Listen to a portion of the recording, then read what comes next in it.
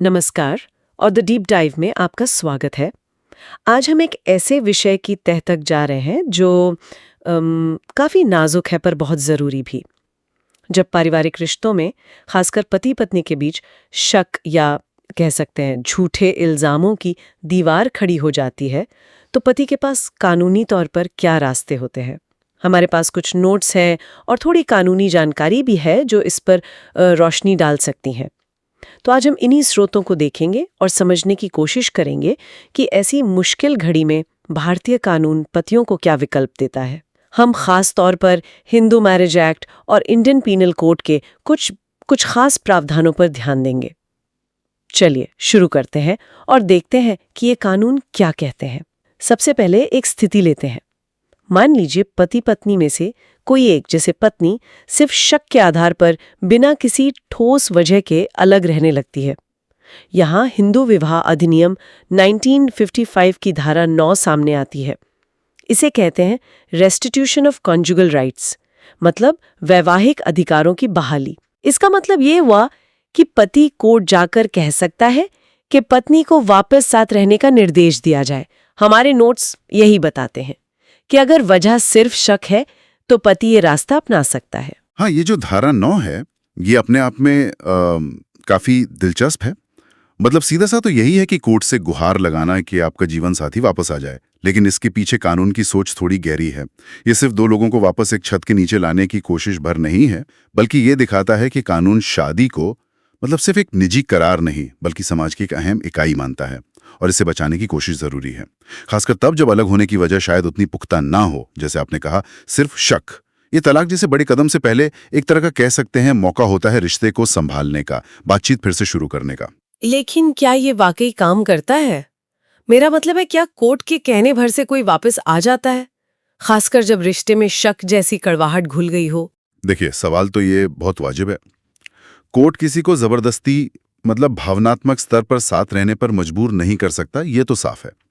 लेकिन इस धारा का एक मकसद और भी है जो शायद कम लोग जानते हैं। अगर एक पक्ष कोर्ट के आदेश के बावजूद मान लीजिए 1 साल तक वापस नहीं आता है, तो ये दूसरे पक्ष के लिए तलाक का एक आधार बन सकता है। अच्छा। हाँ, तो ये सिर्फ वापस बुलाने का जरिया नहीं है, ये भी साबित करता है कि एक पक्ष रिश्ते को निभाने को तैयार नहीं है, जो आगे चलकर कानूनी कार्रवाई में मायने रख सकता है। मतलब ये दिखाता है कि कानून ने सुलह का रास्ता दिया पर वो कामयाब नहीं हुआ। अच्छा, ये तो हुई बात जब कोई बिना ठोस वजह अलग रहने लगे। लेकिन स्थिति तब और गंभीर हो जाती है जब बात सिर्फ अलग रहने की ना हो, बल्कि झूठे और गंभीर इल्जामों तक पहुंच जाए। मान लीजिए पत्नी बार बार पति के चरित्र पर सवाल उठा रही है, बेवफाई या नाजायज संबंधों के झूठे आरोप लगा रही है। यहाँ कानून का नजरिया क्या है? यहीं पर हिंदू विवाह अधिनियम की एक और धारा 13(1) AI अहम हो जाती है। ये क्रूरता यानी क्रुएलिटी के आधार पर तलाक की बात करती है। और हमारे स्रोत ये साफ करते हैं कि लगातार झूठे और गंभीर आरोप लगाना, खासकर चरित्र हनन जैसे, वो मानसिक क्रूरता माना जा सकता है। ये वाकई सोचने वाली बात है कि शब्दों का घाव भी तलाक का आधार बन सकता है। बिल्कुल। मानसिक क्रूरता शब्द सुनने में शायद आम लगे, लेकिन कानूनी तौर पर इसका मतलब रोजमर्रा की छोटी मोटी नोकझोंक या मनमुटाव नहीं है। बिल्कुल नहीं। इसके लिए व्यवहार ऐसा होना चाहिए जो वाकई गंभीर हो, जिससे दूसरे इंसान का क्या कहते हैं मानसिक सुकून छिन जाए, उसका साथ रहना मुश्किल हो जाए। लगातार झूठे इल्जाम लगाना, वो भी बेवफाई जैसे संगीन मामलों में, और खासकर अगर ये दूसरों के सामने परिवार या दोस्तों के बीच किया जाए, तो ये मानसिक क्रूरता की परिभाषा में बिल्कुल आ सकता है। ये इसलिए तलाक का एक मजबूत आधार बनता है क्योंकि ये दिखाता है कि एक साथी का बर्ताव इतना जहरीला हो गया है कि उसने शादी की बुनियाद मतलब आपसी सम्मान और भरोसे को ही तबाह कर दिया है। तो इसका मतलब ये हुआ कि अगर पति ये साबित कर दे कि उस पर चरित्र को लेकर झूठे आरोप लगाए गए हैं जिनसे उसे मानसिक पीड़ा हुई है, तो वो तलाक मांग सकता है। लेकिन ये साबित करना कितना मुश्किल होता होगा, क्योंकि ये तो अक्सर बंद दरवाजों के पीछे की बातें होती है ना। साबित करना अब यकीनन चुनौतीपूर्ण हो सकता है, इसमें कोई शक नहीं। कोर्ट इसमें कई चीजें देखता है। आरोपों की प्रकृति क्या है, वो कितनी बार लगाए गए, किस संदर्भ में कहे गए, और पीड़ित पक्ष पर उनका क्या असर पड़ा, ये सब बातों पर गौर करता है। क्या आरोप सार्वजनिक रूप से लगाए गए? क्या उनकी वजह से पति की सामाजिक प्रतिष्ठा को नुकसान हुआ? क्या इन आरोपों का कोई आधार था या वो पूरी तरह बेबुनियाद थे? गवाह, कोई लिखित सबूत जैसे मैसेज या ईमेल्स या फिर व्यवहार में आए बदलाव, ये सब चीजें सबूत के तौर पर पेश की जा सकती हैं। हाँ, ये एक बारीक प्रक्रिया है, लेकिन नामुमकिन नहीं। कानून ये समझता है कि मानसिक क्रूरता दिखती नहीं, महसूस होती है, और उसे साबित करने के तरीके भी अलग हो सकते हैं। तो ये तो हुई तलाक की बात, क्रूरता क्या घर पे। लेकिन अगर झूठे आरोपों से किसी की इज्जत पे, उसकी साख पर हमला हो रहा हो, तो क्या कोई और कानूनी रास्ता भी है? हाँ, यहीं पर बात सिर्फ पारिवारिक कानून से निकलकर क्रिमिनल लॉ यानी आपराधिक कानून के दायरे में आ जाती है। हमारे स्रोत इंडियन पीनल कोड आईपीसी की धारा 499 और 500 का जिक्र करते हैं। ये मानहानि यानी डेफेमेशन से जुड़ी हैं। जी। अगर कोई व्यक्ति बोलकर, लिखकर या इशारों से किसी दूसरे पर झूठे आरोप लगाता है जिससे उसकी प्रतिष्ठा को नुकसान पहुंचता है, तो ये एक अपराध है। इसका मतलब पति चाहे तो पत्नी के खिलाफ मानहानि का आपराधिक मुकदमा भी दायर कर सकता है। ये एक बहुत महत्वपूर्ण नुक्ता है और इसे समझना जरूरी है कि ये तलाक की कार्रवाई से बिल्कुल अलग है। अच्छा, तलाक एक सिविल मामला है। उसका मकसद शादी को कानूनी तौर पर खत्म करना है, जबकि मानहानि एक क्रिमिनल केस है। उसका मकसद व्यक्ति की इज्जत और साख की रक्षा करना है, और हाँ, गलत आरोप लगाने वाले को सजा दिलवाना है। तो पति अपनी प्रतिष्ठा पर हुए हमले के लिए अलग से लड़ सकता है, भले ही तलाक का मामला चल रहा हो या ना चल रहा हो। इसमें सजा का प्रावधान होना ये दिखाता है कि कानून किसी की इज्जत पर कीचड़ उछालने को कितनी गंभीरता से लेता है। क्या ये आम है कि लोग तलाक के साथ साथ मानहानि का केस भी करते हैं? क्या ये चीजों को और ज्यादा उलझानी देता? देखिए, ये पूरी तरह से मामले की परिस्थितियों पर निर्भर करता है। अगर झूठे आरोप बहुत गंभीर हैं और जैसे सार्वजनिक रूप से लगाए गए हैं, जिससे पति की प्रोफेशनल या सोशल लाइफ पर वाकई बुरा असर पड़ा है, तो वो मानहानि का रास्ता चुन सकता है। हाँ, ये जरूर है कि इससे कानूनी प्रक्रिया थोड़ी और जटिल हो सकती है, क्योंकि दो अलग अलग तरह के केस चलेंगे। हाँ, वो तो है। लेकिन कई बार अपनी प्रतिष्ठा को बहाल करना व्यक्ति के लिए इतना जरूरी हो जाता है कि वो ये कदम उठाता है। ये एक तरह से ये संदेश भी देता है कि झूठे आरोप बर्दाश्त नहीं किए जाएंगे। अब मान लीजिए स्थिति और बिगड़ जाती है, पत्नी शक के आधार पर या शायद झूठे आरोपों के तहत पुलिस या महिला सेल में शिकायत कर देती है। आजकल हम 498A मतलब दहेज प्रताड़ना या घरेलू हिंसा कानून के दुरुपयोग की बातें भी सुनते हैं। ऐसी सूरत में पति अपनी सुरक्षा के लिए क्या कर सकता है? हमारे स्रोत कुछ बचाव के तरीकों का जिक्र करते हैं। जी हाँ, स्रोत बताते हैं कि ऐसे में कुछ कदम उठाना समझदारी हो सकती है। सबसे पहले तो हर तरह की बातचीत, चाहे वो मैसेज हो, ईमेल हो या कोई और सबूत, उन्हें संभाल कर रखना बहुत जरूरी है। बिल्कुल। अगर डर है कि 498A या घरेलू हिंसा जैसे कानूनों के तहत झूठा केस दर्ज हो सकता है, तो एंटिसिपेटरी बेल यानी अग्रिम जमानत के लिए आवेदन देने की तैयारी रखना, और बहुत जरूरी है कि सही समय पर किसी अच्छे वकील की सलाह ली जाए और जरूरत पड़ने पर काउंटर कंप्लेंट मतलब अपनी तरफ से भी शिकायत दर्ज कराई जाए या लिखित में अपना पक्ष रखा जाए। ये जो बचाव के उपाय है ना, इन्हें बड़ी तस्वीर में देखना जरूरी है।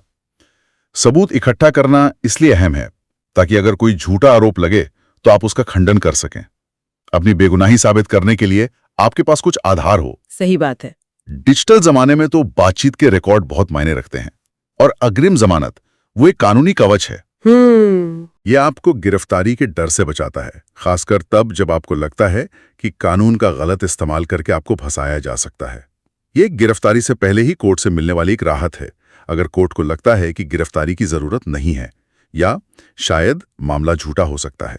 और काउंटर शिकायत या अपना लिखित पक्ष रखना भी उतना ही जरूरी है। ये सिर्फ बचाव करना नहीं है, बल्कि अपनी कहानी, अपना सच भी सामने रखना है। कई बार एक तरफा शिकायत से तस्वीर पूरी नहीं दिखती। हाँ, ये तो है। अपनी शिकायत दर्ज कराने से या लिखित जवाब देने से जांच अधिकारियों को मामले का दूसरा पहलू भी पता चलता है। ये सब कदम मिलकर एक संतुलन बनाने की कोशिश करते हैं ताकि कानून का मकसद पूरा हो, न्याय मिले, ना कि किसी एक पक्ष को बेवजह परेशानी उठानी पड़े। कानूनी दांवपेच और बचाव के तरीकों के अलावा क्या कोई और रास्ता भी है जिसे कानून खुद बढ़ावा देता है, खासकर जब मामला मुख्य रूप से शक या गलतफहमी पर आधारित हो? बिल्कुल, और ये एक जरूरी पहलू है। पारिवारिक न्यायालय अधिनियम 1984 वो इस बात पर जोर देता है कि पारिवारिक झगड़ों में कोर्ट को पहले सुलह समझौते की कोशिश करनी चाहिए। इसीलिए फैमिली कोर्ट्स में अक्सर काउंसलिंग और मीडिएशन यानी मध्यस्थता की सुविधा होती है। जी, हमारे स्रोत भी यही बताते हैं कि खासकर अगर मामला अभी गंभीर आरोपों तक नहीं पहुंचा है और जड़ में सिर्फ शक या कम्युनिकेशन गैप है, तो काउंसलिंग या मध्यस्थता पहला और शायद सबसे बेहतर कदम हो सकता है। और यहाँ दिलचस्प बात यह है कि कानून खुद मान रहा है कि परिवार के मामले सिर्फ कानूनी जीत हार से नहीं सुलझते। इनमें मानवीय पहलू, भावनाएं, ये सब बहुत उलझी हुई होती हैं। मध्यस्थता एक ऐसा मंच देता है जहां पति पत्नी एक तीसरे निष्पक्ष व्यक्ति मतलब मध्यस्थ की मदद से बिना अदालत के दबाव के खुलकर अपनी बात कह सकते हैं। तो मध्यस्थ का काम फैसला सुनाना नहीं होता, बल्कि दोनों को एक दूसरे की बात समझने और आपसी सहमति से कोई हल निकालने में मदद करना होता है। सोचिए, जब रिश्ते की नींव शक पर हिल रही हो तो कई बार सीधी बातचीत किसी बाहरी मदद से उन गलतफहमियों को दूर कर सकती है। ये लंबी, खर्चीली और तनावपूर्ण कानूनी लड़ाई से कहीं बेहतर विकल्प हो सकता है। सही कहा। इसका मकसद रिश्ते को एक और मौका देना, संवाद के बंद दरवाजे खोलना होता है। हाँ, ये तभी कारगर है जब दोनों पक्ष इसके लिए तैयार हों और वाकई समाधान चाहते हों। अगर इरादा सिर्फ लड़ने का है तो मध्यस्थता भी शायद ही काम आए। तो अगर हम आज की पूरी बातचीत को समेटें तो इसका निचोड़ क्या निकलता है? निचोड़ यही है कि जब पारिवारिक रिश्तों में शक या झूठे आरोपों जैसी मुश्किलें आती हैं तो पति के पास सिर्फ चुप रहने या सहने के अलावा कई कानूनी रास्ते मौजूद हैं। हमने देखा कि हिंदू विवाह अधिनियम की धारा 9 मतलब साथ रहने के लिए कोर्ट जाना और धारा 13 मानसिक क्रूरता के आधार पर तलाक जैसे विकल्प हैं। फिर आईपीसी की धारा 4999, 500 के तहत मानहानि का केस करने का रास्ता भी है अगर इज्जत पर हमला हुआ हो, और अगर झूठे आपराधिक केस का डर हो तो अग्रिम जमानत और काउंटर शिकायत जैसे सुरक्षा कवच भी हैं। लेकिन इन सब के साथ साथ, जैसा कि स्रोत भी इशारा करते हैं, बातचीत, काउंसलिंग और मध्यस्थता जैसे रास्ते भी खुले हैं। इन्हें नजरअंदाज नहीं करना चाहिए। बिल्कुल सही कहा। संक्षेप में, कानून ने पतियों को अधिकार दिए हैं ताकि वो अन्याय या झूठे आरोपों के खिलाफ खुद का बचाव कर सकें और न्याय पा सकें। ये अधिकार उन्हें अपनी बात रखने और अपने हितों की रक्षा करने का मौका देते हैं। लेकिन साथ ही कानून की आत्मा सुलह और शांतिपूर्ण समाधान को भी बढ़ावा देती है, क्योंकि पारिवारिक मामले सिर्फ कानून की किताबों से हल नहीं होते। उनमें रिश्तों की नाजुकता का ध्यान रखना भी जरूरी है। सबसे अहम बात यह है कि हर मामले की अपनी सच्चाई होती है, अपनी गंभीरता होती है। इसलिए कौन सा रास्ता चुनना है, ये बहुत सोच समझकर और मेरा मानना है किसी अनुभवी वकील की सलाह लेकर ही तय करना चाहिए। बिना सोचे समझे उठाया गया कोई भी कदम फायदे से ज्यादा नुकसान कर सकता है। इस गहरी और महत्वपूर्ण चर्चा में शामिल होने के लिए आपका बहुत बहुत धन्यवाद। उम्मीद है कि ये जानकारी हमारे सुनने वालों के लिए उपयोगी साबित होगी। और जाते जाते एक सवाल सोचने के लिए छोड़ जाते हैं। ये कानूनी अधिकार और सुरक्षा उपाय जरूरी तो हैं, लेकिन समाज और कानून के तौर पर हम ये संतुलन कैसे बना सकते हैं कि इन अधिकारों का दुरुपयोग ना हो? कैसे सुनिश्चित करें कि एक पक्ष को बचाने के चक्कर में दूसरे के साथ अन्याय ना हो जाए और परिवार जैसी संवेदनशील संस्था की गरिमा भी बनी रहे?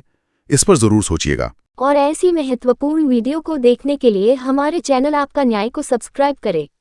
वीडियो को लाइक, कमेंट और अपने दोस्तों के पास शेयर करें। धन्यवाद।